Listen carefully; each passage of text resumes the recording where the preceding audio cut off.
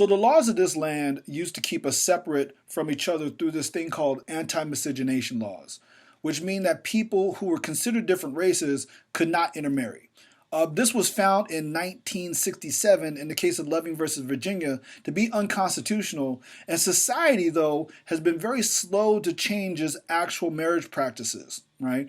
And it's so slow that Alabama was the last state to remove this law from their books in the year 2000. Right. And so, and although they removed it, there was still 41% of the population who was against removing this law. Right. And so, although anti-miscegenation laws were deemed unconstitutional back in 1967, only about 8% of all new marriages happen with people from different races.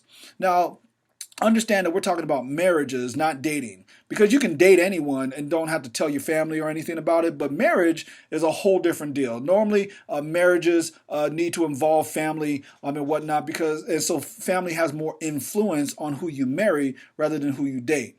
And so, lastly, we also see some patterns within who is most likely to interracially marry.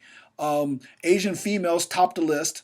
They are far more likely to interracially marry than their Asian male counterparts, while the flip side is true for black folks, that black males are more likely to interracially marry than their black female counterparts. Now, in my research that I did, I argue that at least partially the reason for all of this is an intersection of race and gender.